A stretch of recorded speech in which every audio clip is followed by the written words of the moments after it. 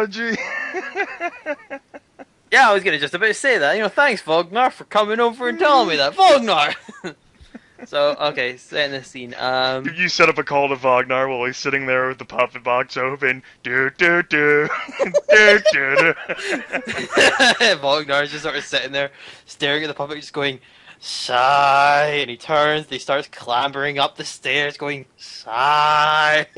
Hold call. Okay, right. He just presses hold, send a voicemail.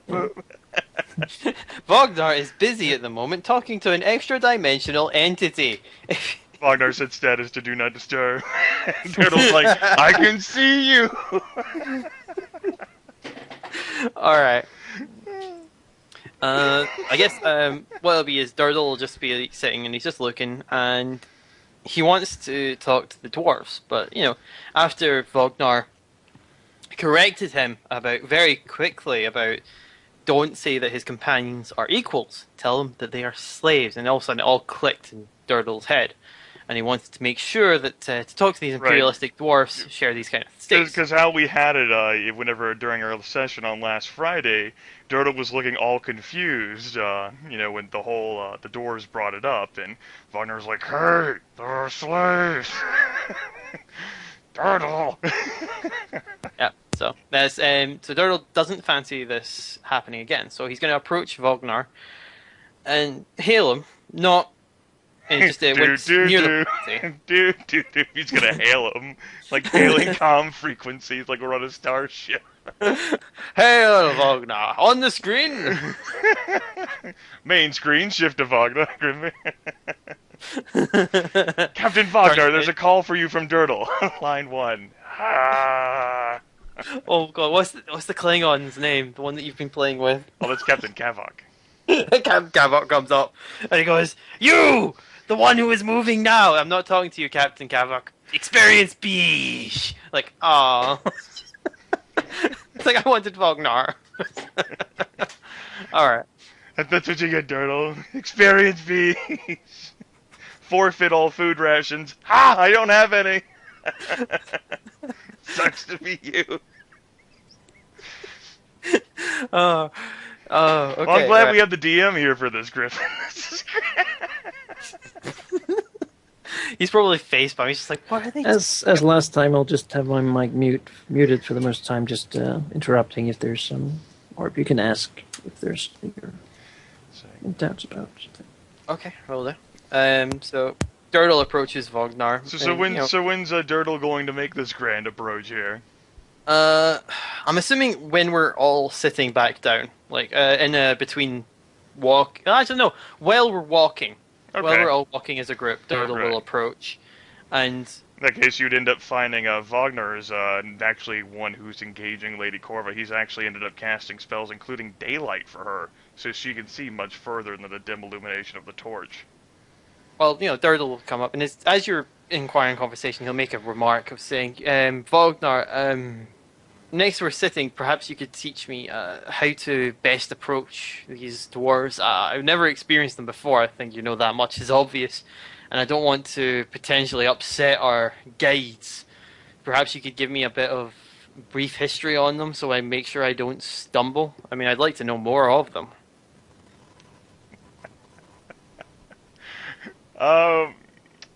Let's see here. Let me think. Brief history, make sure I don't stumble. Vognar is going to look at Durdle appraisingly, and he's going to say, "You know as much of these dwarves as do I. None of the oral histories or even the books of histories ever made mention of a dwarven empire existing so far beneath the surface." But you understood that they used slaves, so I'm assuming from your times that you've gathered all this knowledge since you are I went off their context clues, which I thought you, as a sociable, outgoing dwarf who spent time, mingling with others, would be able to pick up on. Especially since we dwarves kept slaves hundreds of years ago.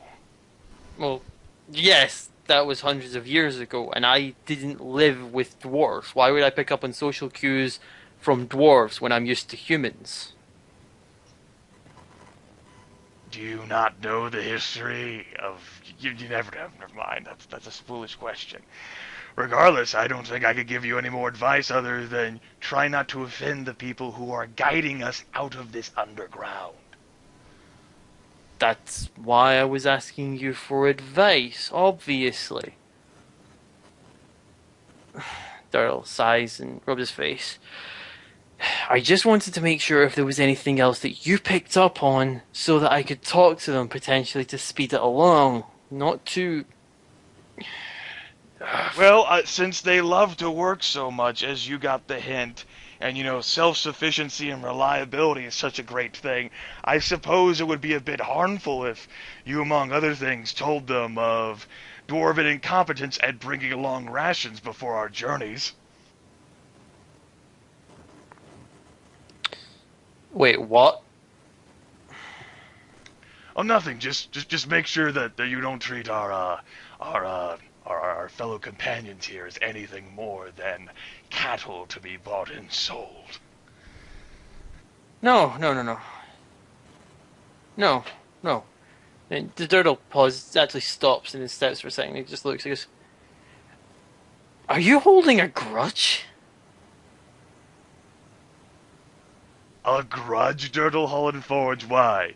Dwarves have never in their history been ones to hold grudges, especially against those that don't put forward their fair share of work, especially those who are a burden and a tax upon others. Why, no, Durdle Hulinforge, I don't hold a grudge against you. You are full of bullshit, Vognar. Absolutely detestable. If you think this is such a grudge, why did you stay with us, or just some minor obsession with a trinket that the orc holds? Yes, it's some trinket. A minor trinket, Durdle. Well, you've been the one who's been with your friend this entire time, and you've told me of his changes. You've witnessed his personality shift yourself, and you've witnessed what he's done. Do you think it's just a trinket what it's doing? It is more... It is an evil artifact, but it is one that can be dealt with like other trinkets. It can be solved. And you, who does not know how to pick up on context clues in conversation, knows of how to deal with evil artifacts. And you, the one that's... You have been an aggravating piece of horse shit this entire time! You! And Durdle is... He's a lot more aggressive now. He's not amicable, he's not patient, he's really quite forceful. And I'm going to assume from Vognar's a bit aloof in his responses. Vognar is going to look a bit perplexed at Durdle, and then he's going to look up at Lady Corva, and, he's going to go back to Durdle like, well, if you feel that way about me, if there's anything else you'd like to say, how about we step away from polite company? I wouldn't expect you to know of such etiquette, though. Durdle reverts to Dwarvish for the rest of this.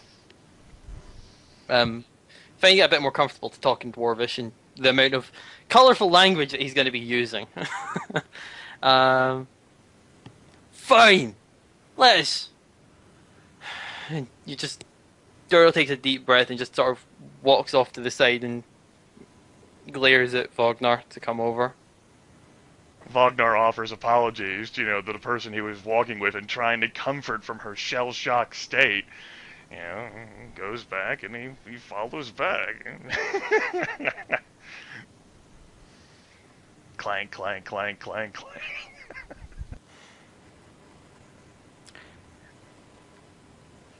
You, as soon as you asked that information several days... Wait, no. That would have been a couple of weeks ago, wouldn't it, when we had the fireside talk? Yeah. Yeah. Ever since you asked a couple of weeks ago, and I gave you the information as best as I known, you have been not as pleasant to be around, and It is tasting my own patience with this distasteful way and manner that you speak to myself, and from what I can tell of others, it's not a very pleasant thing to be around.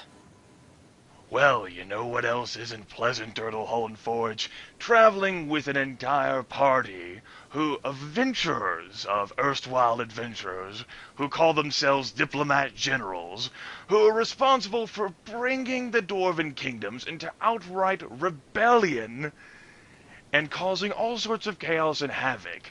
Worrying about the state of my family, and if there is some sort of undead army on the rise or march, leaving the Dwarven kingdoms perhaps completely and totally defenseless to any sort of thing. But since you don't have any sort of connection at all to your homeland or heritage, Durdle, and you don't care much for anything other than money, I wouldn't imagine you being able to understand anything more than gold. Wait. That me, the dwarf that has no contact with my homeland, is worse than the man who abandoned it. You left to look for knickknacks. You gladly say you wanted to figure out more of the world, to see what you could find.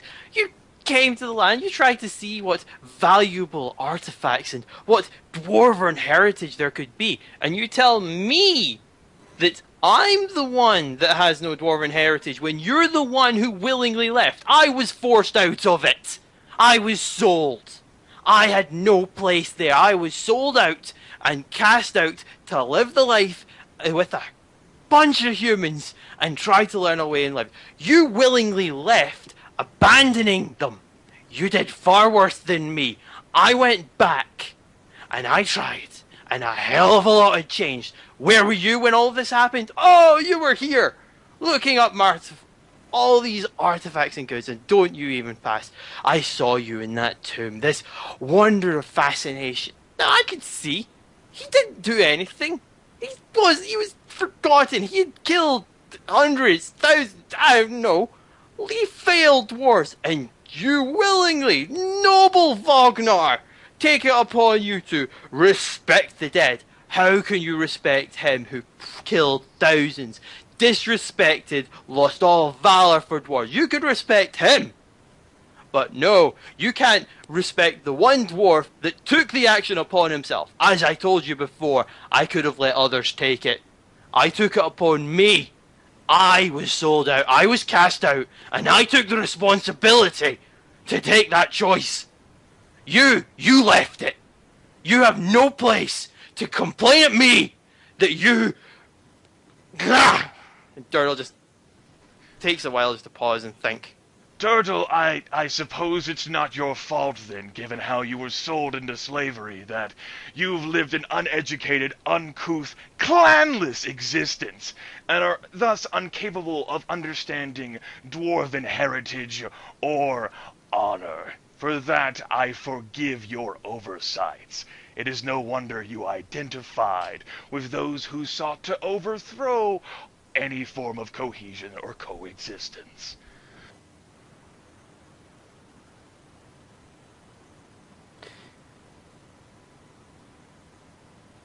You do.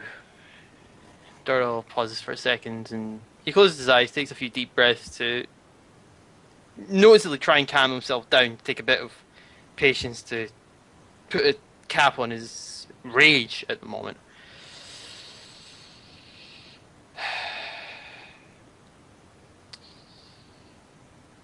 I understand that you are not pleased, maybe with me, maybe with the party, that you are only staying because of that axe, of which that is respectable. And you tell me I have no honor. I have morals and ethics. Perhaps not the honor that you speak of. I wasn't graced with the luck of having choice. I didn't get born into a family of wealth. I was born into a family of very, very impoverished dwarves where the choice was either food or coal. Now, if I was able to find a way to bring back the wealth that the nobles had taken and balance it into the population, much like what those dwarves up there have done. Yes, they have slaves, but they live for work. A hard man's day can get him his life. Now, in the Anathkar, I saw people give their hard day's work to pay all of their gold, so they had nothing left to pay to eat. I lived that. I was sold so my family could live.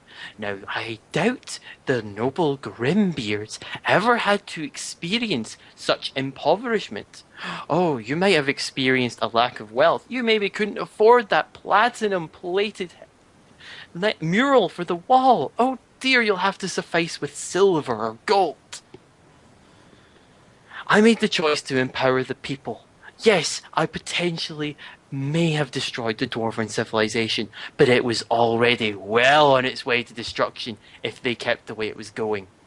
No dwarf should be empowered over another. All dwarves are equal. Vognar is he's incredulous of this, and it's almost as if it's a grim laughter. He's just like he's trying to find a way to reason with this uncouth, uneducated dwarf here, and you spoke of not having a choice, and you speak of. You even admit you may have potentially destroyed the Dwarven Kingdom. You said as much. Well, I'm sure whenever those undead armies or whatever it is you're rising against come hither, that those dwarves who fought so hard and valiantly to obtain their scraps and their dignity from those cursed nobles that with their lack of any sort of armament, they'll totally accept and appreciate the fact that they have their freedom as they're being cursed and condemned for all of eternity, Durdle Hulinforge. You did have a choice.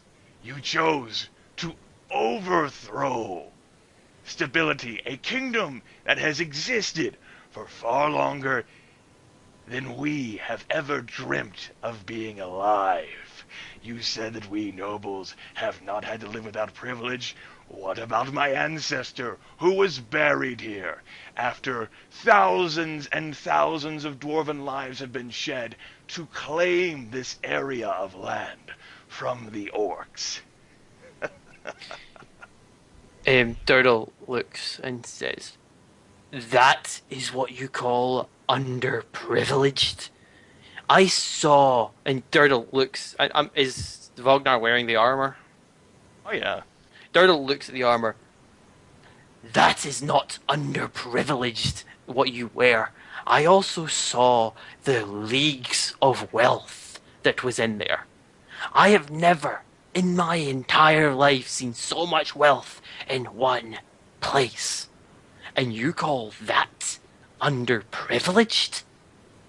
But of course, monetary items are nothing whenever a dwarf is disowned by his fellow dwarfs. That was a punishment sentence for Vognar Grimbeard, and I will not have you say it was otherwise. And you take on the responsibility of redeeming him? Of course, he was my ancestor, and perhaps he is my only link to my family, as I have no knowledge of what has happened to them since the havoc you caused at home. Exactly. You have no knowledge of what this man has done. I have no knowledge of what your heinous actions have done. But you're forgiving him? What Jeffrin says, he could have murdered 1,000,000 or more dwarves, and just for sheer ignorance, you're giving him the chance of doubt? Oh, he's family, it's forgivable. Me, I tell you exactly what I have done, and you tell me that I am worth nothing? I am just salt? 1,000,000 or more dwarves. Seriously, Durdle Hulinforge, I know you're a bit lacking on the education side, and perhaps a bit dim up there, but for honest, if one emperor committed such terrible acts, surely it would be documented in all of Dwarven history. A great genocide, and we would not have become as prosperous or as expansive. We would not have even extended below ground, apparently, as we have today. Durdle rubbed his face. Perhaps he was the cause of the failure. Do you know? Perhaps everything collapsed. And you do not know his history. How can you defend him so strongly? His history is depicted upon the walls of his tomb, as it is for all those of importance. But I imagine you've never quite been in that position. Failings on those walls. I didn't see much success. Better to... And then Vognar stops himself. What he was going to go through it was better to try and fail than to not to try at all. Then he realized, oh, that's terrible. I better not say that. Vognar stops himself, and then he stares at, Durdle, and... There is a difference between attempting to uplift the Dwarven Empire and to achieve your duty through honor and sacrifice. Then there is in... Durdle just raised his hands. I sacrificed my Dwarven heritage to improve, and whether that sacrifice was in vain or for benefit, that is for either the future to know or not. I do not know now, I may know in the time, but I sacrificed what I know right now, and god damn it. Durdle, what do you know of sacrifice, since you said you've never had the opportunity to make a choice? It's not a sacrifice if you're being forced along the path. And what do you know sacrifice? You just simply abandoned them to pleasure yourself. Satisfy some morbid curiosity with the dead.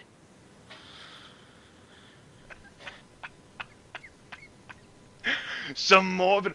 Oh, good. The uncouth dwarf is currently deflecting his lack of intellect by insulting who is obviously the more knowledgeable elder. I'm sure that's fine, but again, I forgive you. I could not expect you to know of such great culture and heritage. After all, you were the one who overthrew it. Pray tell, is the reason why you came to ask me for advice because you were concerned that somewhere deep within there, the spark of rebellion would ignite again, and we would head towards these Dwarven Empire cities deep below ground, and you would incite these slaves to revolt against their masters? And...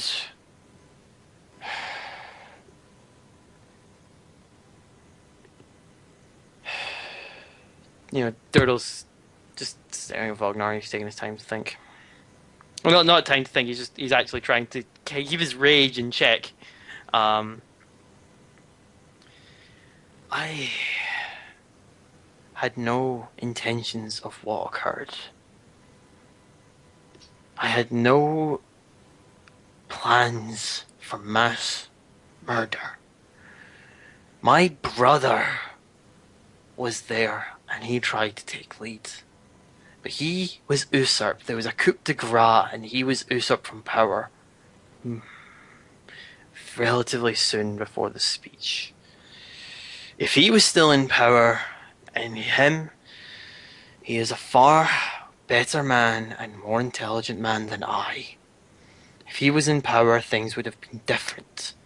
I was just... Well, doesn't matter what I'd done. Now you have already decided. All I can say was I made the choice to go there and do something. It was better than what you'd done, and you abandoned them. Right. You made a selfish choice, which you admitted may potentially result in the destruction of Dwarven civilization. Tell me! You said that my ancestor Vognar Grimbeard, when you spoke so poorly and unknowledgeably of him, may have resulted in the deaths of 1 million or more dwarves. Pray tell, how many murders, how much bloodshed, chaos, and confusion will your and the rest of the party's ignition of that revolt, that revolution in Anavchar and elsewhere bring? How many lives will be lost? Durdle Hulinforge, if that's what you care about, the people, were not your own actions, or was it for the greater good? Ah, You the know, wait. you know, my actions, of course, The you might great are always say good. that they're selfishly, and I might have been abandoning my people, but, you know, they were only affecting me, not overthrowing my entire race. The turtle smiles. The great are good. This coming from the man who cleaved a halfling in half in the middle of a public room to get at an axe. This coming from the dwarf, who has saved your life on numerous occasions when your brain was too feeble to handle the consequences of your actions. I may not have had the mental training that you have had, or been gracious enough to be trained and schooled like you have, but I have skills that far exceed yours that you will never know. I can jump around this room without you even thinking about it. Can you, Mr. Clank, Clank, Clank? I never said you weren't skilled. Even slaves are skilled, Durdle Hulinforge. That is why they are kept and not killed. Ah. Is that why you're here? You see us just as slaves to progress your goal. Not Is at that all. the only... You had asked me why I remained with the party so many weeks ago at that campfire. I told you, why, Durdle? We must save the world. That remains as true today as it was then. And despite my dislike towards every single member of this party, with the exception of Lady Corva, I remain bound to duty, honor, and sacrifice.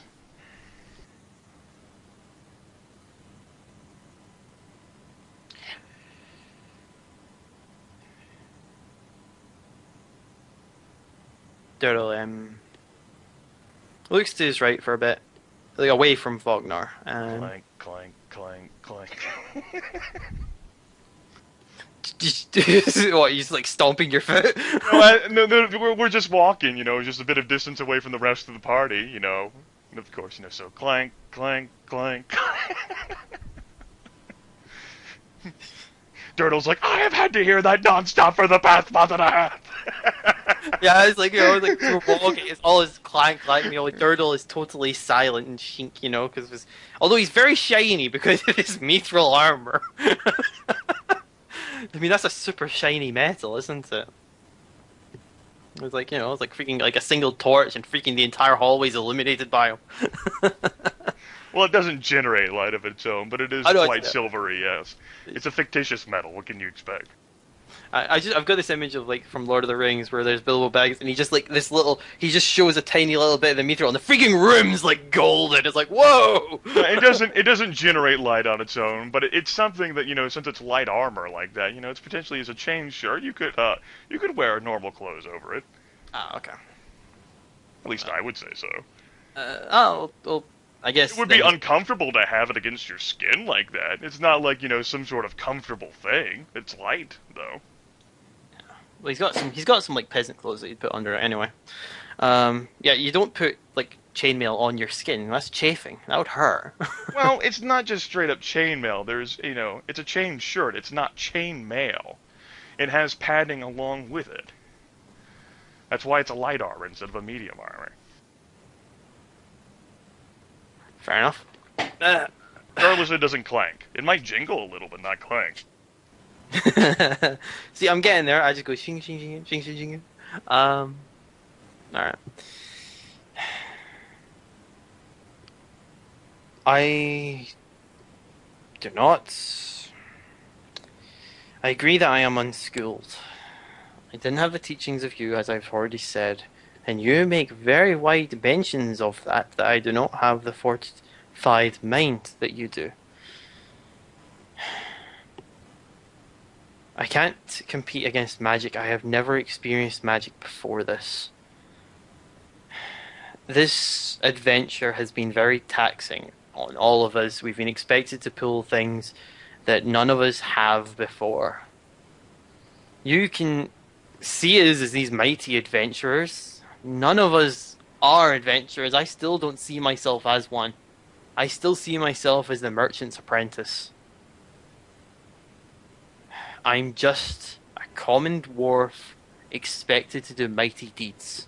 Of all of the party, you're the one that most resembled a soldier. You came bearing full armor with you resembled a knight of old with the armor that you came in and the valor and the honor that you uphold. What honor do you expect a black merchant to have?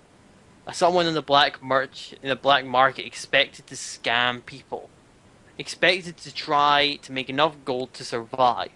Of course, I lack in honor in that sense, but I have seen good when I've journeyed with this. I have seen the damage that can be caused to people.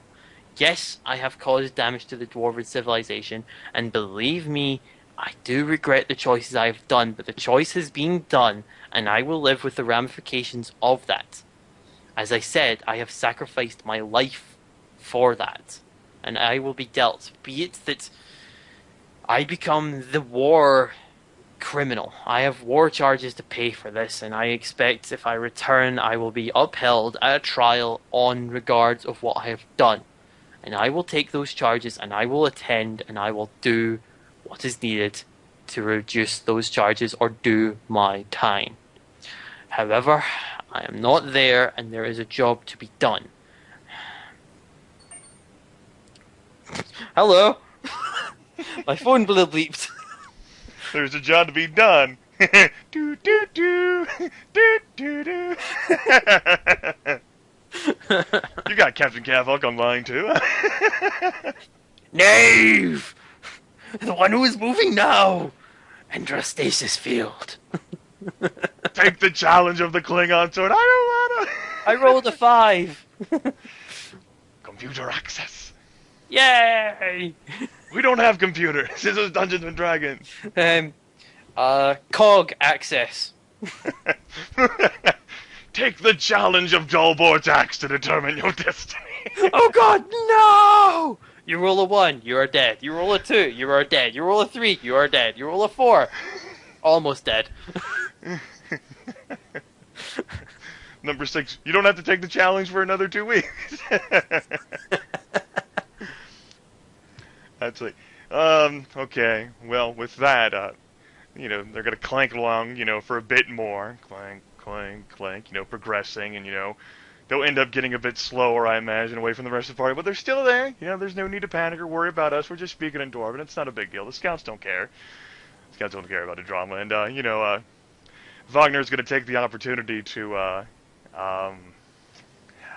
he's gonna sigh. Clank, clank, clank. He's gonna look over at Durdle and the dim light, from the daylight spell that's coming from back here, and he's gonna say, "We all make mistakes, Durdle Hulinforge, and there are all things in our lives that will be present within our minds." Durdle raises his hands. Vognar, I am not asking for forgiveness. I have not forgiven myself for what I have done. Good. I wasn't going to forgive you, Durdle. I was merely noting that fact. We all carry our burdens, even me. And yeah, I agree, there is a job to be done, which is why we are all still together as a party, despite the fact that one of us is a zombie-like creature with evil inclinations, and another one of us is derisive towards everyone else in the party. Me.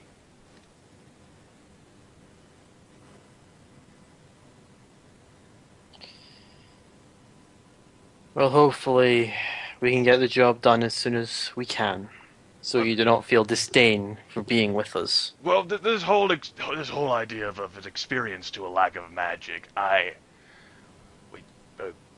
You say that you're nothing more than a common merchant's apprentice, but a common merchant's apprentice would have been long dead by now, Durdle Hulinforge. You survived long before you had access to high-powered help, long before you got to see me riding in with my knowledge and divine, inspiration. In order for you to even influence the Dwarven civilization to collapse upon itself, you had to have some influence and capabilities to begin with.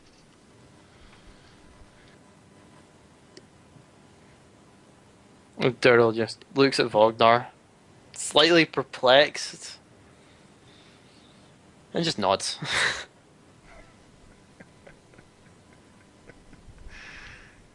But, you know, for someone who has a lack of magical training, I would appreciate it if you use that magical training a bit more. I fill that dagger you're wielding with divine magic for a reason, Durdle Hulinforge.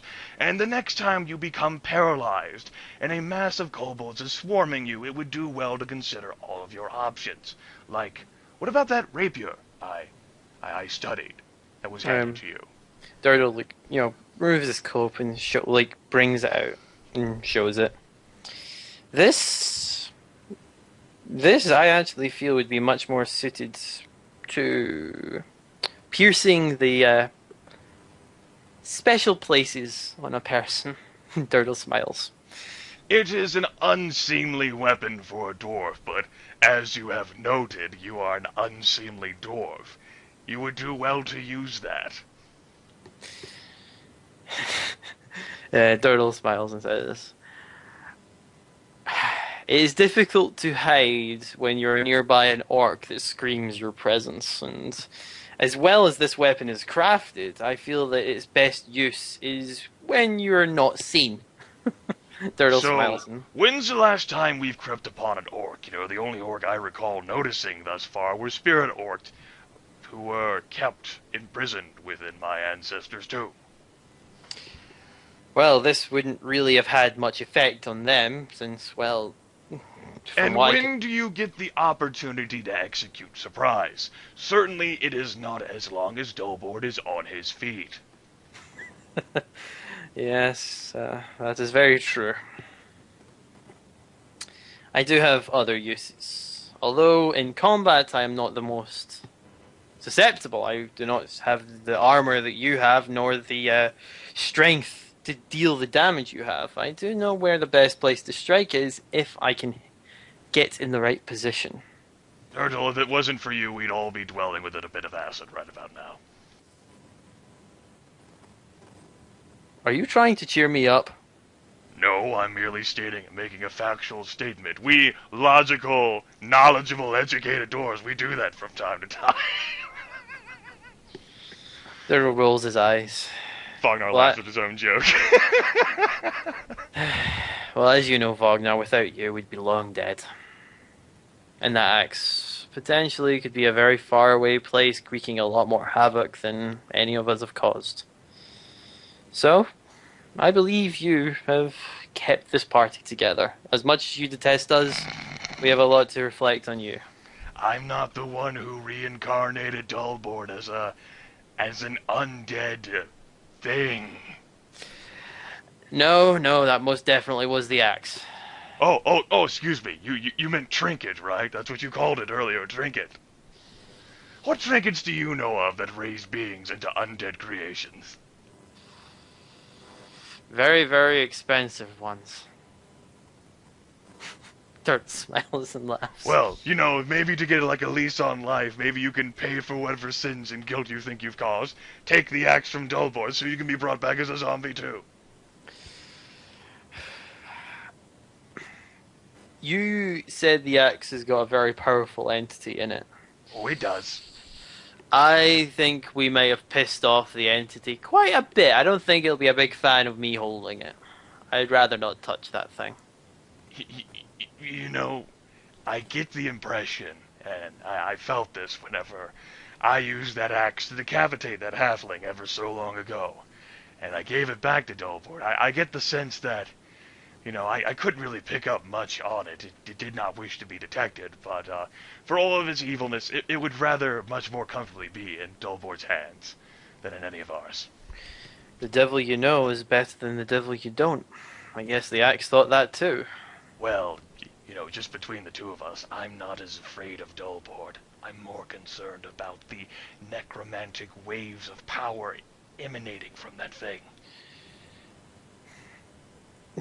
Durdle, thinks this. Well, you may have something to say. I'll be honest with you. I was more scared of Dullboard before he died. Now I'm more scared of the axe because, well, I thought the solution was remove Dullboard and the axe would be harmless, as any weapon needs a wielder. I did not expect the axe to pull our corpse up I'll be honest. Just as the tool does not make the dwarf does not make the tool.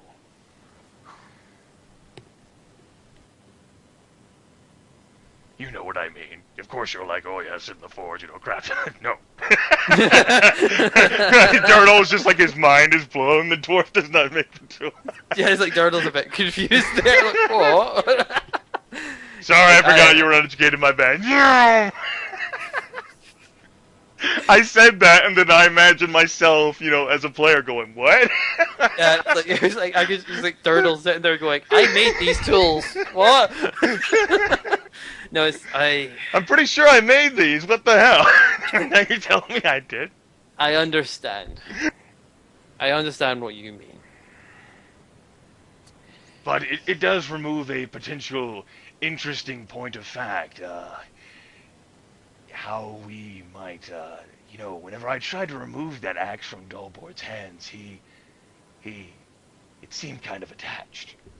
I saw it. It looked like veins. Veins from the axe. And now that he is undead, not quite living, my teachings of those that are no longer among us, yet among us, throughout the years, he is vulnerable in some ways, which is why neither I nor Tenrujima can restore his wounds like we can with yours. Yet he has his own immunities. It is the only thing that could seemingly affect his brain. I could not so easily command him to drop the axe as I've done before.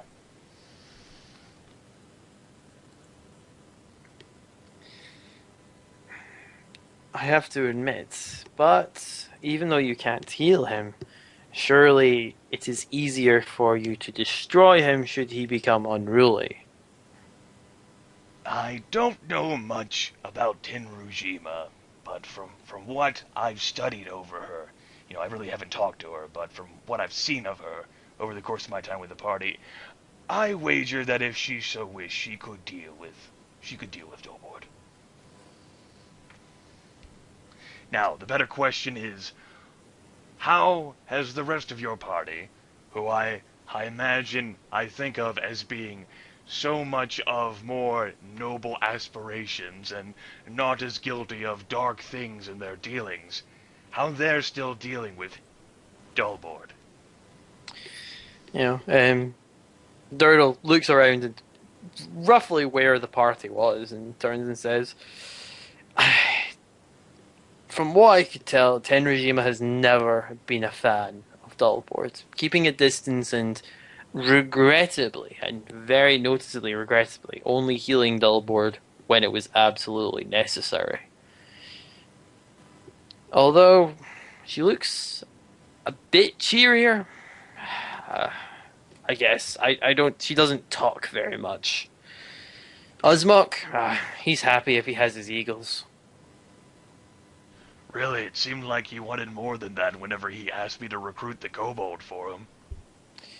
He has strange aspirations. The joke we have going around is dog fucker. What? He loves animals a bit too much. I don't think you told me of these stories when I asked you to tell me about your party's travels before we met. It's a fun little joke. We just have nicknames for one another. I'm sure they have names for me.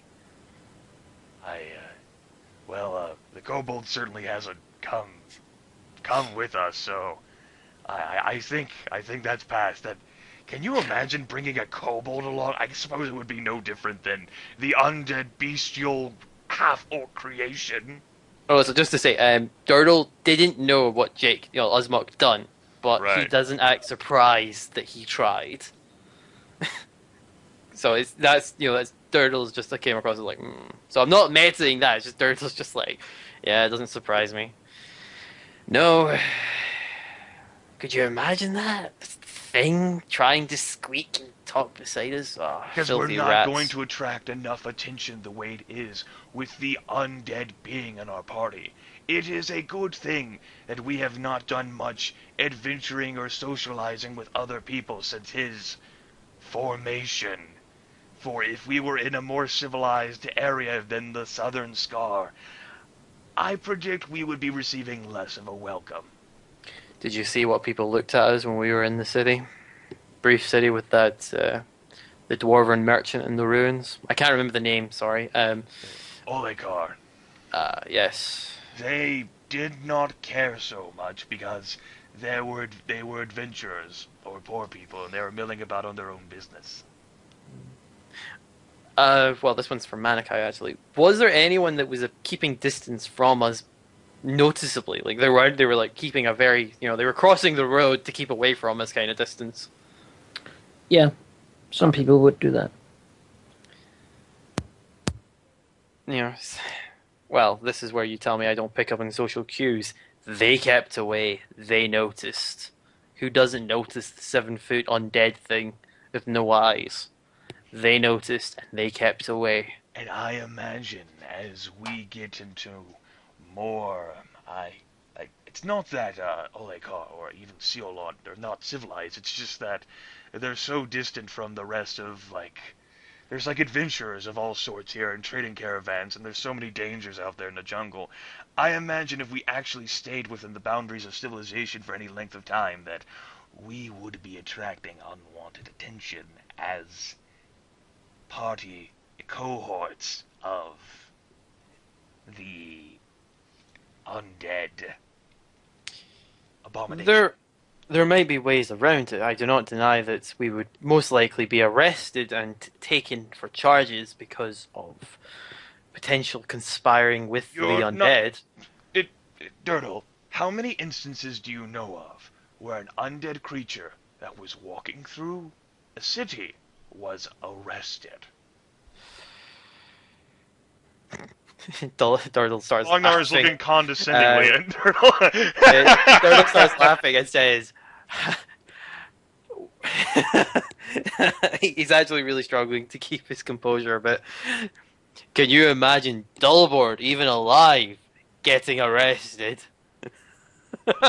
I would wager that given the proper incentive, there are things that Dullboard could not handle. Oh.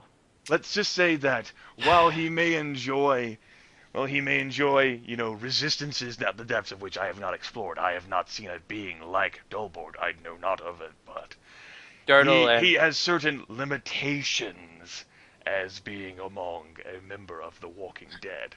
Durdle suddenly stops laughing as if something's added up in his head. Dullboard loved violence. He still does.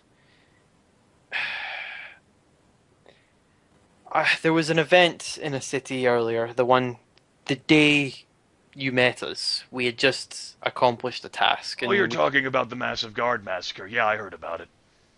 That wasn't the first time he's murdered considerable amounts of individuals.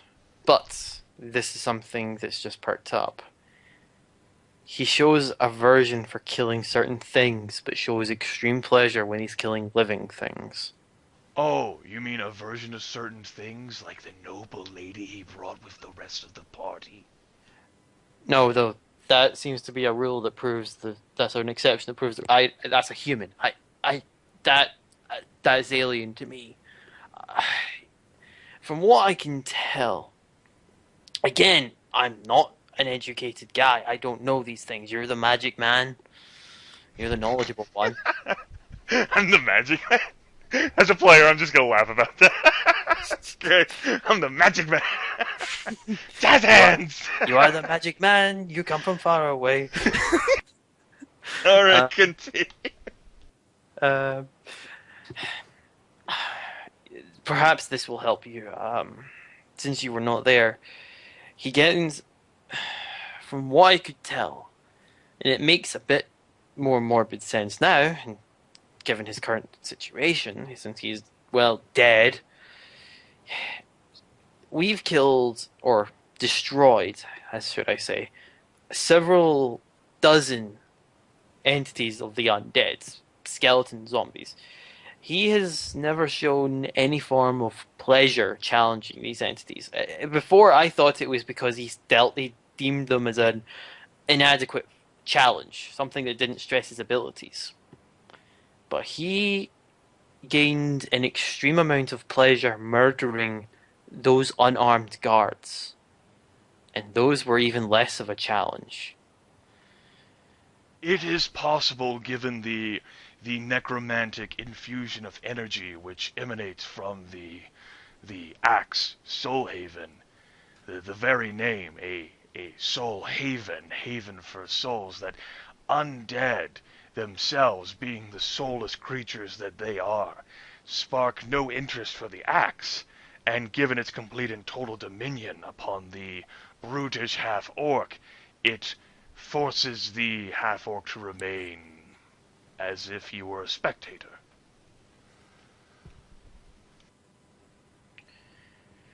That's a Now, very terrifying prospect. I did So, not see such an instance. The only time that we've really encountered undead was down within that wizard's labyrinth when he was primarily focused upon the rust monster.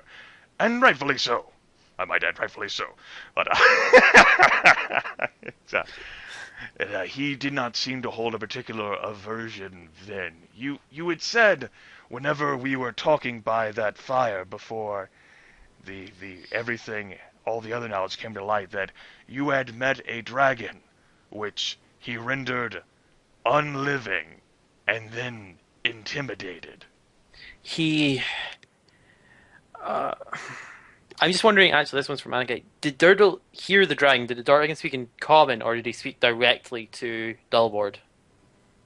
The dragon spoke directly to Dullboard Okay. in Undercommon. Right. Oh no, I understood on the common. Oh, okay. Alright.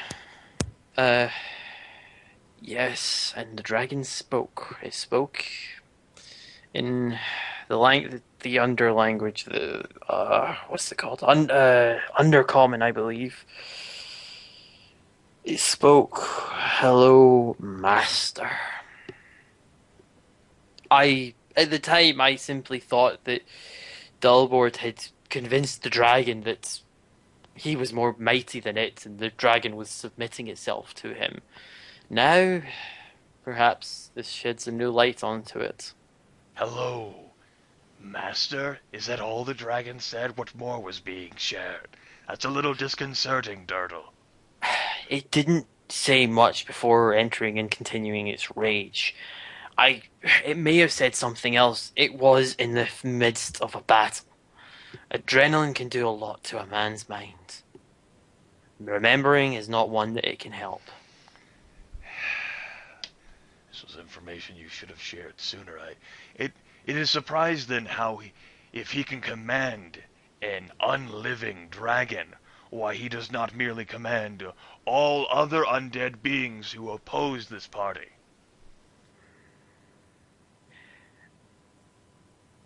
That raises a good question.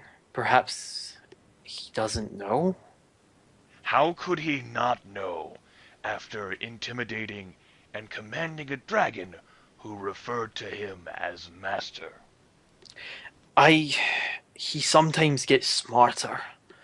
He's not a smart orc. He is a regular half-orc. But sometimes he gets very smart. Smarter than even you, I would dare say. And he is most certainly capable of doing things that you would not expect one of his caliber to do, such as identifying magic runes whenever we were in the tomb of Vognar Grimbeard. Yes, I didn't even expect him to understand that that was a form of writing, let alone being able to tell that it was magic. I accused him of this whenever we were in the wizard's laboratory, that he was far smarter than he let on, despite his regular incursions of charging and casually swiping at random things with his axe. Another advantage of having you here. I'm used to him being the dull orc, if you would so say. But it fair answers a few questions of what's been happening. So, you had made mention of, perhaps other oddities. the whole idea of him identifying and communicating with Lady Corva, and not only that, but even bringing her along, and despite his undead status, even attempting to connect with her. Have there been any other peculiar instances where Dullboard has actually shown mercy? Yes, but in a strange way that I treated more as a form of guilt or submissiveness to me. There was a gnome. When we were in the Dwarven Kingdoms, we interrogated some gnomes that were trying to break the dam to flood the city. Right. We interrogated one of the gnomes. Now, I tasked Dullboard with finding a way to make her talk, and I was thinking perhaps forceful words, intimidate her. He chopped off one of her toes. I did not expect sounds that. reasonable for a half-orc of his caliber, yes. What However, happened after? he conversed and treated the... Was it a halfling or was it a gnome? No, okay. Sorry. I keep muddling those two together. It was a gnome. And as I expected, he would just willfully treat that thing as a play toy. Something just to satisfy his time, like a dog would treat a bone. But he treated it as if it was a kitten. Something to look after, something to care for. Even though he chopped off one of its toes, he treated it with respect and wanted to know more, wanted to look after her. I'll tell you now, I sent that gnome away. I feared for her safety. Even though she tried to kill us, she does not deserve a fate that Dullboard could potentially provide. Does Dullboard know? No. I told Cavern, the shipman, the man that you met. Right, I remember Cavern, yes. I told him to take the gnome far away and let her back into her homelands, and not to tell Dullboard. Do you know how she responded towards to Dullboard's advances? I would not know. I would assume she treated the advances similar to the way she treated me. She only talked to me because she felt that she was going to be killed. Now, I tell you now, I would never have killed her. You know, this brings up a point, how Dullboard is so casually going after unarmed human guards and various sorts of other living creations, yet he's ignoring undead, and he's ignoring, well, the human guard. I'm not exactly sure what the correlation is. I will say, though, that after I had decapitated that halfling, I was debilitated by such a nauseating wave of weakness, as if the very being I had killed was so weak as to be not worth my time. And what was peculiar about it is, whenever I gave the axe back to Dullboard, it was as if it rewarded me, and removed all of those feelings and the nausea and sickness, because I had given it to this does not understand the correlation between why Lady Corva's life is worth saving and why an unarmed guard is not. I don't know.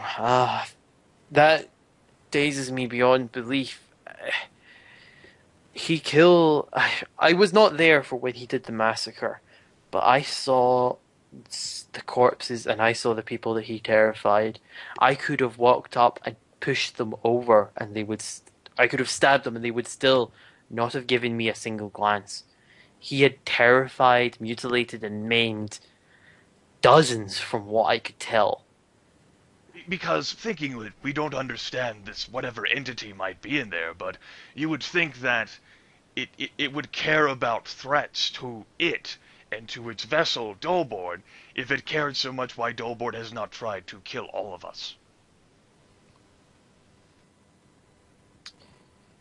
That... maybe he thinks that we are useful. Or it thinks we are useful. Useful but useful how? If we are to hope to destroy this thing, we have to understand Soul Haven. Surely we do not think you would agree on this, that Dulboard is actively resisting any commands to destroy us? Or perhaps he knows that we are too big of a threat at the moment for him to try and deal with us. So I don't know. he's resting in Dulboard's hands, perhaps gathering power as Dulboard does things for it? Durdle looks at Vognar. If you're guessing, then that guess is as good as mine. You're the one that knows more about magic than me. I've said this is far beyond my ken, and certainly any intelligent fiendish being within, an axe like this, I have no hope of understanding this. It's just, why are we still around? I mean, knowing it, I'm going to assume that it is fully aware of its surroundings. Well, let's make that assumption. It's fully aware of its surroundings. It knows that we know of what it can do, or at least to some extent, from what I've told the party. It knows that we are fearful of the axe, and seek to contain it or destroy it. Knowing that, why has Dulboard not A, tried to kill us, or B, left the party? Your supposition is that the entity within this axe, or whatever is guiding it, finds us useful. Yet, how are we being useful? Was not your role as some sort of diplomat generals to raise armies to confront this undead menace, Durdle? Wait. You said something about the Ogre Magi as well. The Ogre Magi could potentially figure out what this axe is and fix it. That is a mere rumor, a supposition. I would love for it to be true, that where we are heading into the mountains of the Southern Scar, there will be ogres, there will be Ogre Magi who are capable of dealing with this. Exactly. So, why does Dulboard want to go there? Dulboard Dulboard has made the observation and statement that he wishes to go to the Ogre Magi. He has? During the time in the Wizard, remember when I sat and I stayed back to talk with him? Yes. He said, take me to the Magi. They will deal with this. Now, I would have shared this sooner with you, but... well, yes. So... okay, let's go over this here. So, Dulboard is not being interested in much. Except for things about, I thought you were down here to, see the orc tribe, something about, I don't know, I don't talk to him as much, like his father or something? Is that what the idea was? I don't know his history. He doesn't share much with me. But if there is one common influence that he does reflect time and time again, and again, if you can get him to talk, it's a success, he does reflect on his father. And now the whole idea is him going to see the ogres. Why would Dulboard, this half-orc, who long ago there's history of, you could see it on the murals in Vognar Grimbeard's tomb, the orcs were united, they were ruled over by ogres, and their combined might was what threw away the dwarves who tried to expand into this area. Why is he interested in going to see them? That, again, worries me. If these Ogre Magi exist, you could argue that this entity knows of the threat that they could pose. Perhaps they existed at the same time and is interested in destroying them. That, again, I guess is why I bring it up. Why would Dulboard in the axe, if the axe knows, willingly head towards something that could potentially destroy them unless it knows something? Something that neither of us know. Well, Power is attracted to power. The axe appears not to care for weaklings, such as halflings, gnomes, little noble ladies. It rewarded me with good sensations whenever I gave the axe to Dullboard. Maybe it doesn't see us as a threat. Maybe it doesn't see us. It's looking after more power, and more power for it resides with the ogres? Well, we are struck with a dilemma. Do we risk going to the ogres and potentially giving the axe more power? I don't think Dullboard is going to be denied in whatever he wants to do.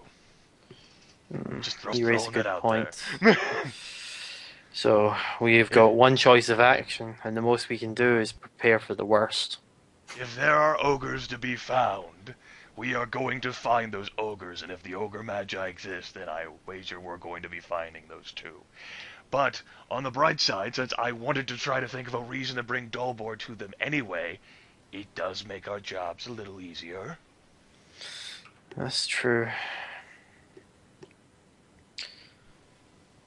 You don't suppose that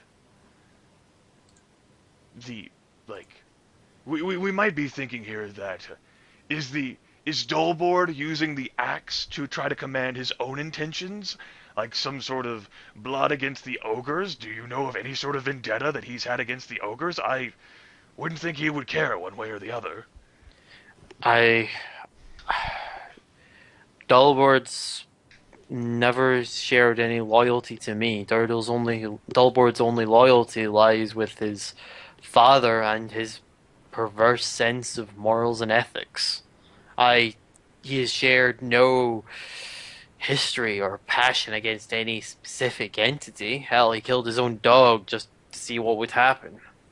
But he has shared a passion to do evil. Even before the axe, he did very evil things. He dove into a lake of pure evil. I think I forgot to mention this once more to you. Again, no, you brought that up. You brought it up whenever you were going through a brief overview. Yes. At this, Vognar is going to make some motions. He's going to cast his his knowledge and lore stuff, spells upon himself, just like roleplay types of thing, although there's no skill checks. And, he's using this to help reason out. So, Soulhaven punished me with waves of nausea and lack of worth whenever I decapitated a halfling. It rewarded me whenever I gave Soulhaven back to Dullboard. How did you say you found this axe? The axe was in the hands of a troll. Of a troll, which would be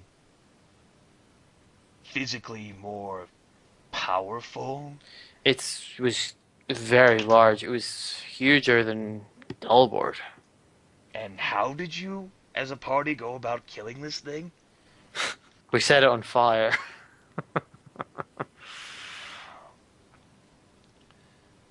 So, power is attracted to power.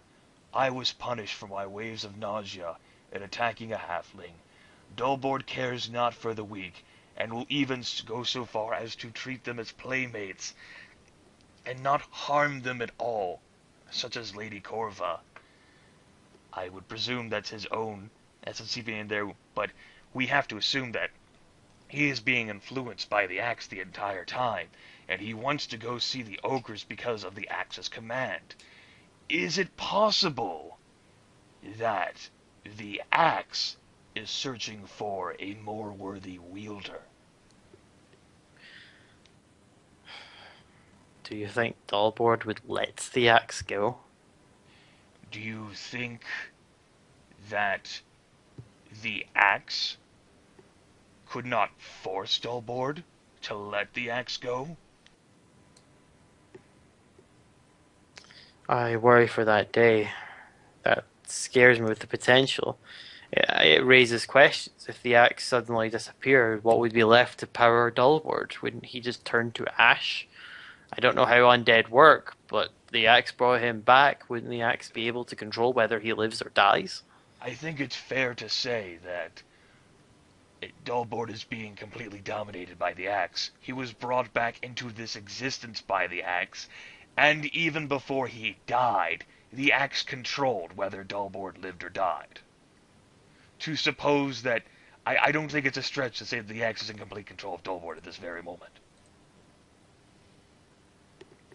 Durdle looks behind him, sees a faint glimmer of an axe, and just shivers.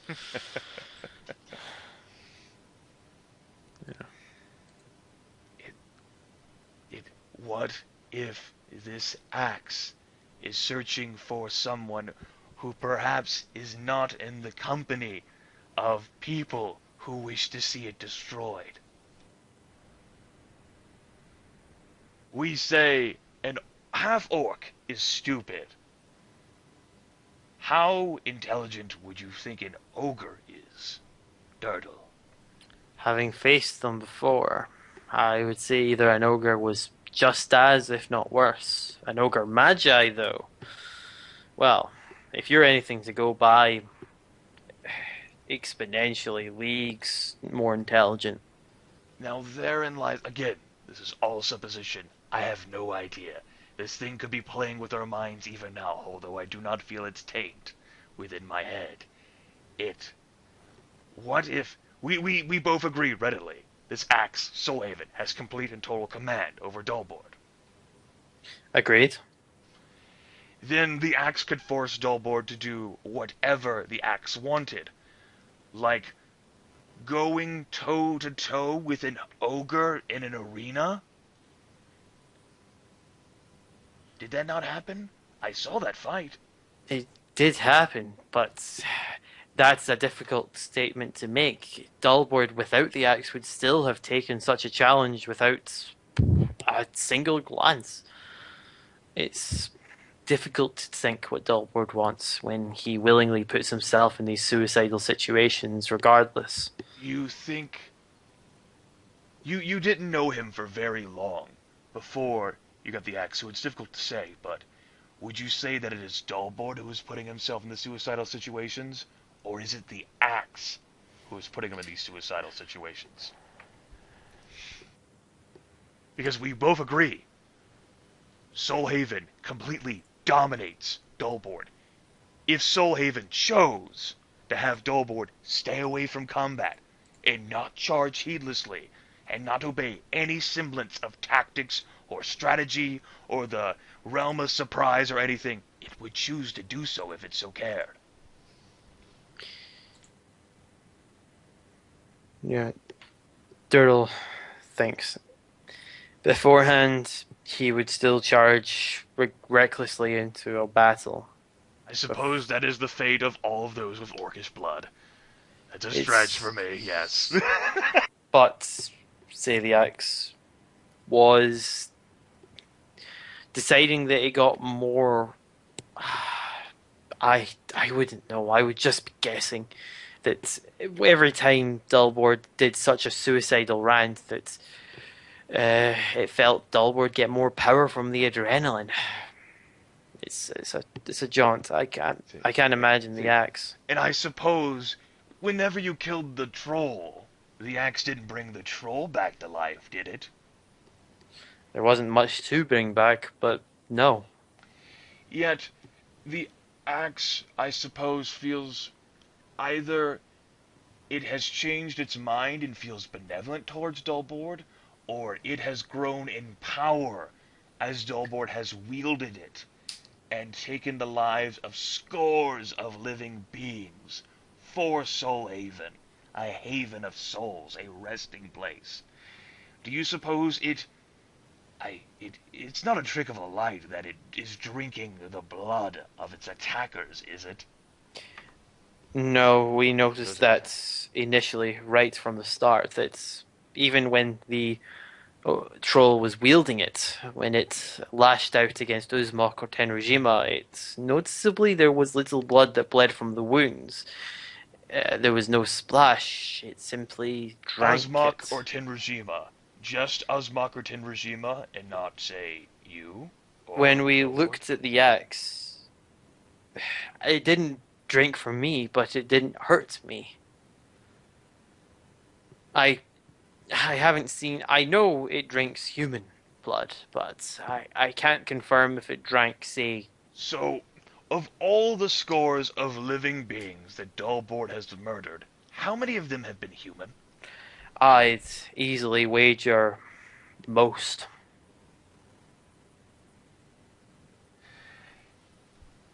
So, humans, it detests, which is why it is of some curiosity that Lady Corva is still alive, and some sort of anathema. It's like one of those exception to the rule things, Turtle, I don't know. But the halflings it cares not for, dwarves, gnomes. This half-orc, this menacing, musculature, it wishes to be wielded by... You're the one who handed the axe to him, right? Well, he was That's the what one. you said whenever you defeated the troll, right? It was not just me. Us else as a party decided that he would have been the best to wield such a weapon. Did any of you pick it up before that Dolbord picked it up? I can't remember if Durdle picked up. I don't think he did. I don't think Durdle touched it. Okay. No, yeah. Durdle shakes his head. I think we simply pointed out to Dullboard that seemed beneficial to him. I don't think any of us touched it. I believe Tenrujima studied it to try and decipher what it was. That's where we discovered it had a taste for humans. It seemed to be more potent at hurting or killing humans than it did other things. That's what we gauged from it. So, it resents human beings. It cares not for these lesser races, dwarves, halflings, gnomes, found in the hands of a troll, taken by a half-orc, who now wishes to go see ogres, who all of those races have in common stupidity and a lack of ingenuity. All they do is heedlessly charge into combat. I cannot speak for why this entity would be acting the way it is, but it seems as if by heading in this direction, we will be enabling it. But then again, do we have a choice short of trying to kill Dolbord again? What does, and as you said yourself when we discovered he was resurrected, what stops him from being resurrected again if we do succeed in eliminating him?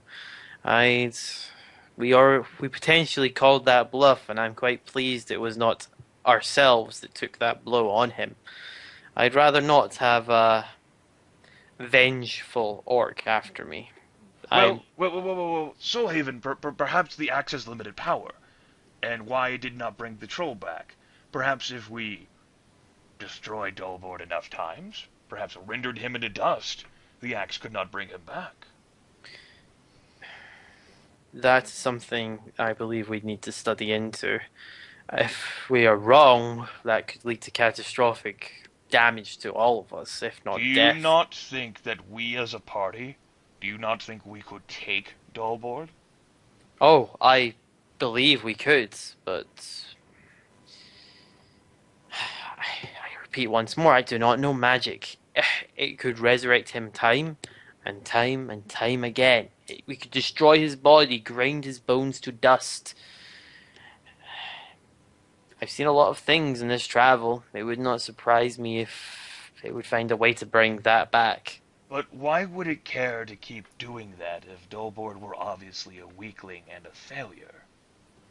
Brought him back once before, maybe because Dolbord had proved his worth, but if Dolbord does not continue to bring his worth, why would the entity waste his time? Surely he would rather have perhaps one of us carry it in its place. Not Uzmak or Tinrajima, naturally, but someone capable of bringing it to the ogres?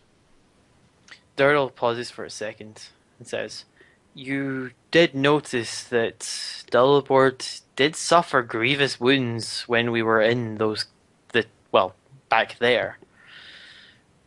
Maybe potentially he might destroy himself. That is a strong... You did notice for the first time that he actually cowered and shied away from battle. Have you ever known him to actually back away from a challenge? Durdle smiles and says, let alone a challenge, but defend the rear. Isn't that what you shouted at him to do?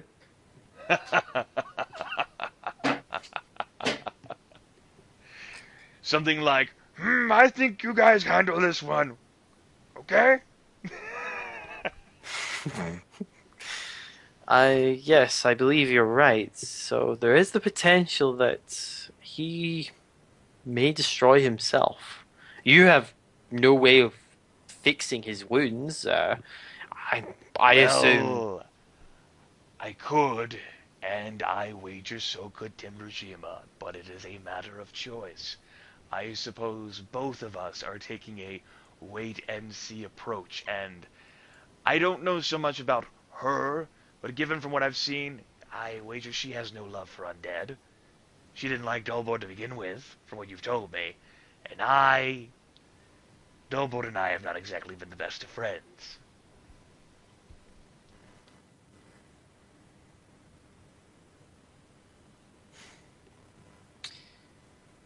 Durdle thanks for a bit. Although, aren't you curious what will happen with the Ogre Magi? What happens if we take it? I mean, Durdle motions to the box around your neck saying, we've got that to deal with as well. The box is not around his neck. The box is in his backpack. He does not wear that around his neck. Durdle that is completely unexposed, you guys. Alright, Durdle just makes a note just saying the box that you kept with the puppet, we have to deal with that one as well. Yes, well, while it's contained within that, I do not wager it will be much of a threat, Durdle, as opposed to the slaughtering, world-shattering, necromantic Soulhaven. Now, if you ever wake up and see, one of Dullboard's hands, carrying the axe and the other one with the puppet on it, then perhaps we can talk about problems then, but let's worry about one evil artifact at a time. Well, to be fair, that puppet was powerful enough to make Dullboard drop the axe. That was actually me who commanded Dullboard to drop the axe.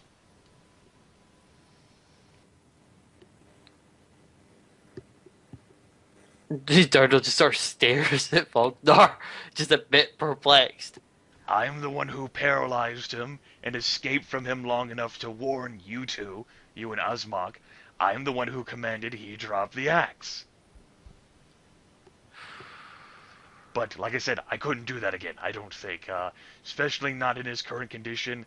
I'm pretty sure Soulhaven would make it so that Dullboard would have to somehow find it within himself to willingly drop the axe. Unless Soulhaven chooses to be dropped, which we do not know. We do not. I don't suppose we could pull the thing and ask it a series of questions and it would respond to us. Well, it responded well to you when you gave it back to Dullboard. Yeah. It responded well to me whenever I tried to take it from Dullboard, and it brought Dullboard back from the dead. Oh, excuse me. Maybe that's the problem. Maybe I should not be the one who's trying to take Soulhaven from Dullboard. Maybe it has to be someone else. So someone perhaps like me, someone that's not a cleric, like you and Tenrajima? Perhaps someone who has proven themselves over the course of his time with Soulhaven to be more mentally vulnerable.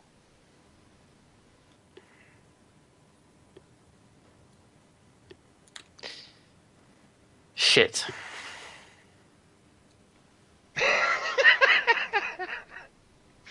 Vagnar's not laughing. I'm just laughing because that's an apt reaction. Like, well, fuck. It's like Durdle's not looking at Vognar. It's, Assuming it is angling for physical power in trolls, in orcs, in maybe ogres, none of those, except for, say, Ogre Magi, have been rumored to possess strength of mind. You wouldn't say before Dullboard took the axe that he possessed a largesse of mental willpower, would you? Durdle just looks at Vognar. Yeah, and seeing all whom he is with, you could take a look at that kobold fight we had where you were frozen in paralysis, and Asmach was frozen in paralysis, and even Tenrujima was frozen in paralysis. Naturally, Dullboard could not be paralyzed because of his current condition, I would wager. It's kind of hard to paralyze, blood vessels and what have you whenever they're not running, but it's perhaps that really adds to the potential that it does not see us as either being physically worthy of it. At the same time, whatever complications we may give it, it's just not worth the trouble. But the ogres... Strong of mind and strong of body. Scary combination. Strong of mind. We've just made that statement that the ogres are known to be dull-witted and slow. But an ogre magi? Right, but he didn't... But you would think that the ones rumored who are capable of dealing with artifacts, it would not be interested in so much as some random, I don't know, physical vessel for it to dominate so it could ravage more human beings. You would not think it would want to be in the hands of someone who's capable of testing its wills. Maybe the ogres don't want to test its wills. Perhaps they would accept it willingly. Or it's giving Dullboard a lot of power. Perhaps Soulhaven is home to an ogre magi? Soulhaven? Maybe that's the entity within it? And it has some sort of... Well, why would it hate the humans? Well... The ogres would hate the dwarves. The ogres would hate the orcs. Humans? I don't know that. Well, maybe this is a question that we can put forward to them. I've only ever met 3 ogres, of which one was alive, and we killed all of them. Well, Dullboard killed one of them. Well, assuming that the first time we see ogres, Dullboard doesn't just charge in and try to do something. Then we simply put our hands and say, we do not know him. We would readily I have no problem with this. Let them try to take the axe from Dullboard and we'll see what happens. And if Dullboard is brought back from the dead, we'll say we told you so. Well, if someone wishes to take that situation out of our hands, well, problem solved. At the same time, can you say that... I mean, if that is giving off necromantic waves and auras and what have you, we cannot just let that artifact continue to exist. I am here to ensure that it is dealt with. We can't just let some random ogre have it. No, we need to convince the ogres that it needs to be destroyed, not kept. Right, but not ogres. We need to talk to intelligent ogres. Regular old run-of-the-mill ogres are not going to... I don't think we can reason with those. That's going to be an interesting time. Interesting. Oh yes, of course. So you still feel great about traveling with the party, right? Well, I haven't worried you at all about the prospect of maybe we should just leave Dullboard one night. Vognar just looks at... You just run off to play with the ogres, we'll call it a day, we'll take Lady Corva back home. As long as we figure out that axe and we solve it, and hopefully fix the problems of what it's caused, or minimize the problems that it has caused. Yes, if we could leave with the axe, then yes.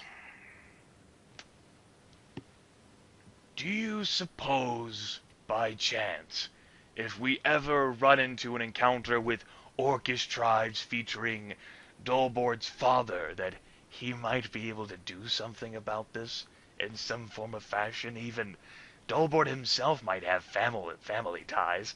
Whenever he had asked about Vognar Grimbeard, he seemed to respect the concept of family. That might be a solution. If we can find his father, then maybe we can sort out the axe. Well... Oh, surprise, Father! I'm home. Don't mind me. Along the way, I just got into some trouble, turned into an undead creature. No big deal. I'm still the half-orc you came to know and love. Oh, hi, Nappa. Vognar's gonna look at Durdle like, what? My name is Vognar. Just the voice you put on it. It's like, hi, Vegeta. Are we there yet? No, Are we there yet? it, That's what he's gonna say the entire trip to the ogres. Are we there yet? No. Are we there yet? No. God damn it, Nappa. God damn it, Dullboy. Durdle thinks, I think we have a solution. He does have an obsession with his father. If we perhaps get his father to talk sense, then it's a long shot, but it's a fair while closer than shot in the dark.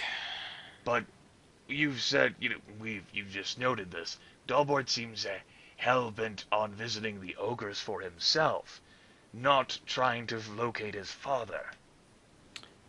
I'm sure perhaps we could convince him that his father may be nearby, but I do not know these lands. I do not know where the orc tribes are. Maybe you could convince him. Perhaps tell his father of his great exploits and worry about ogres later. I don't think he'd really want to listen to me, Durdle. He has a fair bit more patience for you than he does me. Although, Durdle says, you're looking after the lady You're looking after the lady. Perhaps you could talk to her to talk him into it? Look at how shell-shocked she is. She is in a state of utter confusion and bewilderment, and she is completely surprised as to how she has survived this. Look at how tightly she is clenching that torch. She is absolutely terrified down here, and she's a complete stone wall. How do you propose that we are going to convince her to talk to Dullboard, that going to see his father is the right decision? Well, simply, I mean, you are the more sociable and, charismatic dwarf, the one who comes to ask me for help on how to deal with other beings, so maybe you're the one who can handle this one. I was just trying to put her mind at ease. When her mind's at ease, I may be able to talk to her and potentially see. But I don't get the impression her mind's gonna be at ease until she actually has some tasty food in her belly. Food which, is actually more befitting of a noble lady such as herself, and not magically created food designed to, accompany a dwarf who forgot, to bring along rations. does seem like the best approach. It's a shame. I have no idea where the nearest civilization is when we get out above ground. Well, I imagine we're going to be trying to find our way back to Olekar. You remember Twizzix? Yeah, the big eagle that we left in the tomb of... Oh, shit. Yes, and completely sealed in the tomb of my ancestor. We've made mention of this whenever we're heading back up to the surface, whereas Dullboard wanted to go see the ogres immediately. We thought maybe we should take a pit stop in Olekar to resupply. And maybe along the way Asmok could try to find out what happened to his giant eagle. The eagle was left in a room with no light And no food. It had a light source, but that kind of extinguished pretty quickly. Well, I would not like to be that eagle. Well, from your reports, you wouldn't want to be you right now. Perhaps the eagle has it better, Durdle Hulinforge. Perhaps, but what's better here? Starving or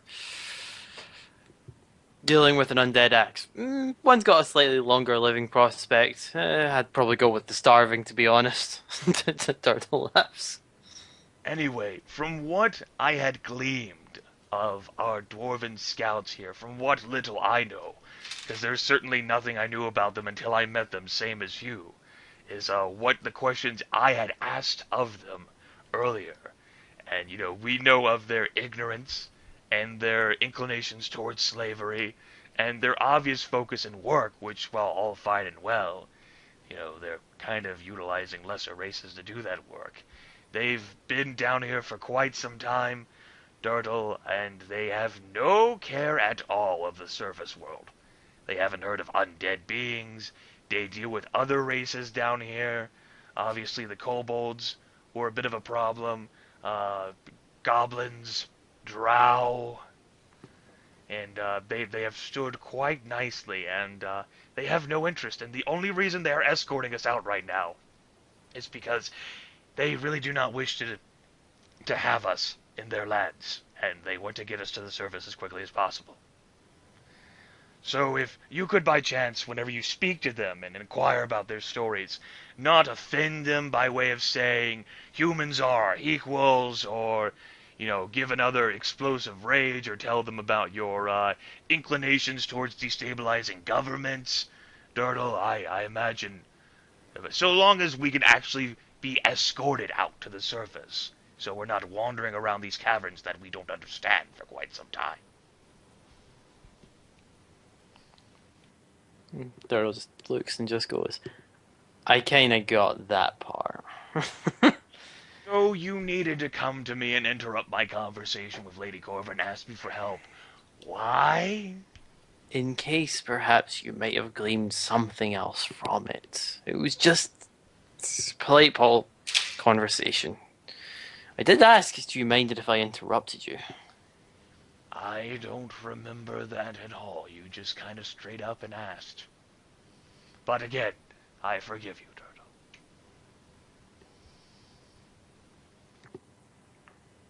Durdle. Durdle nods and just... he nods and just continues walking along. And makes a remark about the small topics and actually asks a little bit more about the history of the Grimbeard family. And things like that. Oh, the history of the Grimbeard family. Well, I suppose the Grimbeard clan is history itself, along with all of the other noble clans, after what this party did in the Dwarven Kingdoms. That was a bad move by Durley. He brought up a sore point. He was attempting to to know how widespread they were because of where. Right. An attempt to know how widespread we were. Oh, you mean such as the tomb of Vognar Grimbeard that we found buried within the southern scar? Well, yes. I mean, it was quite a surprise. You even yourself looked slightly surprised to see it. I wasn't expecting the tomb to just be exposed there, no.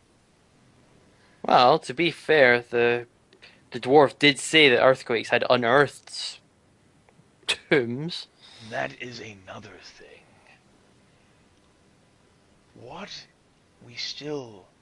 I think that these earthquakes, they're being caused by the kobolds moving through the earth. And that they're worshipping some sort of god whenever I talked to that surviving kobold who we left behind there. I query whether our journey to the surface is actually going to be as easy as these dwarven scouts suggest. I am a bit concerned about just leaving these thousands of kobolds laying around doing nothing.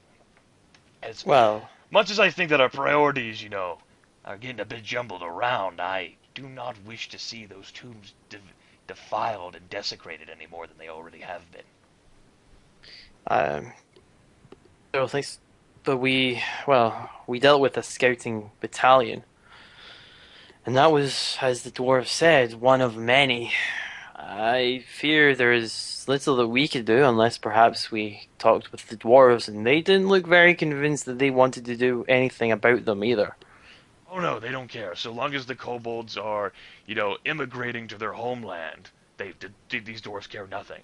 Once the kobolds get to the surface, the kobolds are our problem. The problem is that the kobolds are our problem.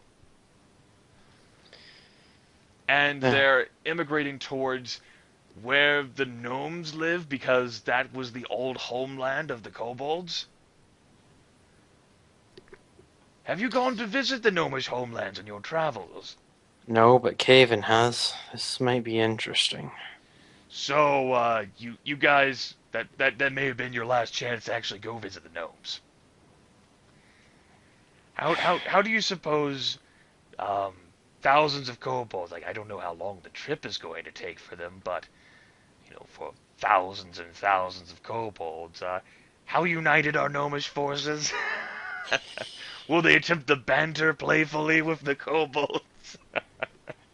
From my experience, I would assume several of the gnomes would join with the kobolds in attacking other gnomes. So the gnomes are going to die out completely. That is a distinct possibility. So, we're playing around down here with orcs and ogres and ogre magi and attempt to destroy the axe. And undead armies are being raised across the world. And, Soulhaven exists and what have you. Thousands of kobolds are going to murder the gnomes. Is it really that bad? Vognar says as a joke. What can we do? We are simply 6 people. There's only so much that we can do against kobolds. We could potentially rally the orcs to help deal with them, but how far will the kobolds have gone by the time we've dealt with the orcs? And the dwarves, well... I am not sure the orcs really care. Well, the dwarves surely don't. I don't know any other powerful force in the area, bar some adventurers and a very pissed off dark elf. A what? The queen of where we met. Yeah, what about it? Oh, more people we pissed off, let's put it that way. A dark... you're gonna have to recount that one to me. Remember where I told you those unarmed guards that Zelbord slayed and killed and murdered? Right. Those were the guards of the Dark Mistress. Who was the queen? Yep. So what'd you do to her? Osmok kicked her into a lake of fire. Oh, well it seems like the problem was solved then if she was kicked into a lake of fire. A lake of fire where a lot of salamanders emerged from it. A lake of fire where a lot of salamanders... Manaki, would Vognar know anything about an elemental plane of fire and salamanders connecting? Durdle will say one more thing, that as soon as she fell through, it wasn't on fire anymore. Does Vognar have any knowledge of the planes? Not beyond his ancestral knowledge, no. He hasn't invested any skill points. The ancestral knowledge would be fine. Yeah, he Okay. would know that there are different elemental planes. So salamanders would be tied into that? Fire, yeah. Yeah. I didn't know whether Vognar would know that specifically as salamanders. That's why I asked. It's fine. Okay. So, not a lake then, so much as a portal? I believe someone made mention of that, an elf. The elf that sent us on further up the lake. Although I haven't seen him in quite some time. I have no idea where he's gone. He owes me money. Back to caring about the important things in life, I see, Durdle Hulinforge. It was 5,000 gold pieces he offered us. Like Not I a said, paltry back sum. to caring about the important things. That is over twice the wealth that was offered in Hexar Grimbeard's tomb. You'd be wealthier than he was in death. Ah, that was a long time ago. Inflation. You know how economy works. I don't think there's much of economy in the Dwarven Kingdoms anymore.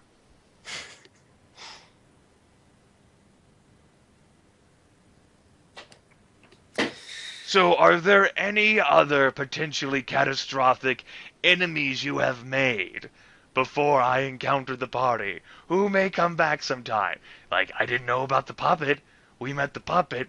That would have been useful knowledge to have. Any other thing? And Durdle looks up at the roof for a moment and just starts recounting. Evil dragon that flew away from us. Check. That one? I don't think I told you about that one. The dragon's still alive. Well, dead. Well, undead.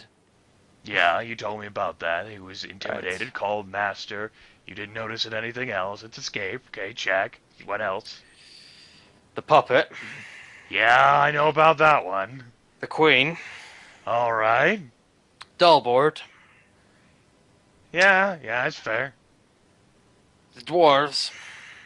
Specifically, probably your family. I could see where potentially... What if, say, not necessarily the nobles, what if the Emperor of the Dwarven Kingdoms that you described, with, I presume, his standing military forces, because every Emperor would have that. I know you've described that Emperor and it baffles my mind, but what if the Emperor wins that civil revolt? Then we'd have a very pissed off emperor chasing after us. And Me, specifically. No, the entire party would fall into that after everything that you all done. And, so the entire revolt and your gambit at, bringing, equality would have completely fallen on itself, and weren't you supposed to be trying to raise, like, an army or something to stop this undead threat? You kinda wouldn't have the support of them. We did succeed in getting the Eagle Knights. Right, so do we plan on going back to them at some point and telling them, like, yeah, so one of your giant eagles is dead? That sounds like a personal problem for us, Mark. Vognar can't help but laugh. The party had no sway in that one. Fair enough. He was the one who left the eagle behind in the tomb. Fair enough.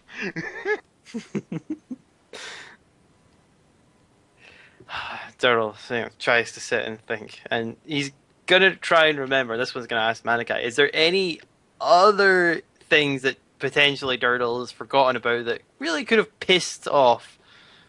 I'm trying to remember from all the sessions and like all the people that we've killed.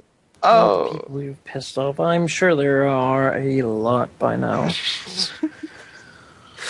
Let's see. Well, for one thing, Durdle might remember the possessive spirit thing. They have been fighting twice now. Both possessed the sewer queen and possessed the druid right at the beginning. That thing still is on the loose, actually. Also, some of the gnomes they fought in the Dwarven Kingdoms and whom Dullboard yes. Crucified might not have a liking to the party. All right. I forgot about that dwarf. Remember, I actually, since you brought it up, those were halflings, or were they gnomes? The ones dressed in leaves. I think they were gnomes. Gnomes. Yeah. You know, I told you that there was a gnome that he really appreciated. Yeah, A gnome yeah. that tried to kill us. Yeah. Well, he crucified a gnome against a tree. Oh, did he? Yep. He didn't just kill it. He stapled it to the tree with splinters. And from what you had just described, if some gnomes are more than happy to join kobolds, then I suppose some gnomes were more than happy to see that gnome crucified. Pretty much, but he was not alone. Another gnome escaped. So, yeah, so what, we have teams of little people coming after us, Durdle Hulinforge? At least two. We have the Sisterhood, which have really honestly tried to kill us a lot. And we didn't piss them off, they just kept trying to kill us. and this other Why? team. Because they want to save the environment, and well, they wanted to save the environment by destroying Aneth Char. And to be fair, Right, I you, think you would even you would describe the agree. whole mine flooding thing. Yeah, I got that. It's siding I with think the you would lizard. agree. I made the right call on that one. Right, I don't have a problem with that one, Durdle. We had an undead uprising in the city with the Eagle Knights. Potentially, that could come back to haunt us. There was some entities that were a bit more absurd than others. An undead uprising in this Eagle City. How does By that go? uprising, I mean literally up. They rose out of the sewers and ate people. So in what condition did you leave that? I believe we dealt with it as best as we can. It was a long time ago, but I believe we satisfied the problem with a queen, some female. I believe we dealt with it, but I can't be too sure. So there's a potential undead lord pissed at us. Right, let's not forget the Dark Queen that was kicked into the elemental plane of fire. So that's 2 queens, potentially. Another one would be Durdle's old master, who hired some slavers, and we apparently have some information about who you are and where you are. It's not been dealt with. Durdle doesn't see that as a problem, though. He wouldn't open that one up. My old master, he's okay. Just Durdle doesn't want to talk about that one. Right. Well, I suppose life will continue to be full of excitement with this party together. It's no wonder we're all bound to each other. It's not out of a desire to save the world, it's because we're living on the rush. Living on the rush, it's more likely everyone wants to kill us. In fairness, this party, for all intents and purposes, has not seemed to put its best foot forward in not inspiring everyone to kill you. Durdle just looks at Vognar and says, "We have dull boards." Partly to thank for that.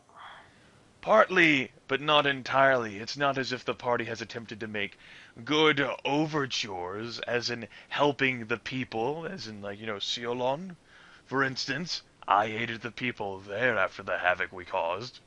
I noticed that you put your skills to good use in that time. I'm not gifted with your abilities. You don't need to be gifted with divine power in order to have skills, as you've noted, to make a difference in the lives of others. I helped people. Well, then there I didn't you help go. them as noticeable as you, but I did help people. Then there you go. But not everyone in the party appears to be doing that.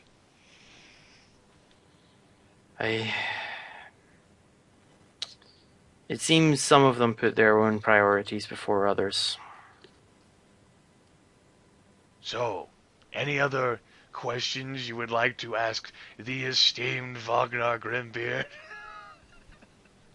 Vognar rolls his eyes at his own statement. Do you want me to get a pin to prick that large head of yours? Oh, No. esteemed Vognar. It's quite secure within my helmet, thank you, Durdle Hulinforge. Clank, clank, clank, clank. Durdle just snorts and just smiles. So, I admit we've only accomplished one goal in achieving the ultimate of establishing an army against the undead. But it is difficult to accomplish tasks when you're not given much options or capabilities to. But I imagine for a simple merchant's apprentice who was sold into slavery, as I've noted before, you've done quite well for yourself in surviving to this point, and I have noticed you do certainly have talent and skills. And despite my desires, were I not to feel as if any of you were competent, I would take the axe on my own and just leave. Durdle looks at Vognar and he's looking at him, but it's in his head he's just thinking, he's like, what are you thinking? It's like he's suspicious of him, and it's like, But I'm trying to think. We all have skills and talents, and we all specialize in different fields. Although, it seems you and Tenrajima seem to share similar skills. But we've done more damage than we have good. That much is obvious. Ask the people of Seolon, and ask those people who've suffered under that undead uprising whether you have done more harm than good. A single city compared to the destruction of several. The uprising, the removal of a lord from a city that was relatively calm to destroying an entire civilization. I'll be honest with you, Vognar, we have done far more damage than good. Well, I have at least. Then perhaps it is time for the entire party to redeem themselves, perhaps by ultimately saving the world rather than destroying it. Which is why we are all gathered here, are we not? Except for Dolport, of course. That's true, but sharing that makes it go. It's rather entertaining for as dull and personalityless as Dullboard is, that he is the fulcrum which drives the entire adventuring group. It's rather grim in a way. When you put it like that, that's very true, but would you rather him go gallivanting on his own? You know, it'd be a rather interesting sight. He certainly does that quite fine on his own. We don't need to encourage him to gallivant. No, that's true. It seems like we're the one that's constantly trying to catch up. I could see in the end that maybe all the humans are extinct and all the halflings and gnomes are free to populate the entire world. Did you see him in those tombs where he just ran into the darkness? and he was attacking the spiritual orc thing with its claws, trying to test that out, rather than entertaining. Oh, let me tell you one thing about those claws. We dealt with 2 slimes. They filled an entire hallway. He jumped into them and just swung mercilessly against them. You had told me of those cubes, but you had not mentioned that he dove head. That sounds like Dullboard, yes. And then afterwards, this is our guy. He said, "You killed my father, Toasbuck." It was rather strange. No. I was say, really? What? Was the gelatinous cube his father? No wonder Dullboard is so fucked up. And now on Jerry Springer. Wibble, wibble, wibble. Wibble, wibble. My dad was Jello. He was lime.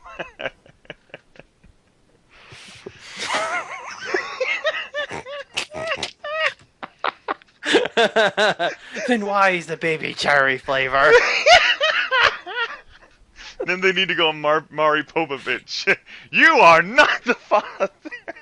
It's a DNA test. And all of a sudden, the jelly just sort of slides around, wibbles, then eats the presenter. Gelatinous cube just crawls over. And of course, it'll have the highest initiative roll the entire thing. And you'll have rolled a 1. So yeah, I'm looking forward to that. Rolls max HP, gets 1s on initiative. Very, very healthy, but very, very slow. I'm gonna need that extra health if I keep acting last, damn it. Especially when all the kobolds start chipping away at your health. Oh, man. Well, they weren't chipping away at my health. Boom, boom, boom! It was just one kobold who was attacking me. Actually, you had all of them just casting magic missile and hold and all that jazz on you. It's like, hold, jazz, missile, bam. Oh, the whole persons were going on everyone else. I wasn't held at all. No one even tried to hold me. So, with that in mind, let's see, going back to the conversation, as your phone jingles again. Yeah, that was... Hailing from Captain Coward. No! Experience B. Oh. God damn it, Cavok. Anything, like, it's like, so I already told you about the dwarves, and, we talked about halflings and gnomes, and how Dolbor was going to end up being the ruler. You told me about the gelatinous cube story. Dullboard. That's Dullboard. He is the fulcrum and the uniter of the party. You saw that I was the one who held everything together. No, I think Soulhaven brought Dullboard back to unlife because Soulhaven didn't want this party to fall apart. That makes things interesting if that's the case. Oh, I'm joking, Durdle. No, don't listen to me.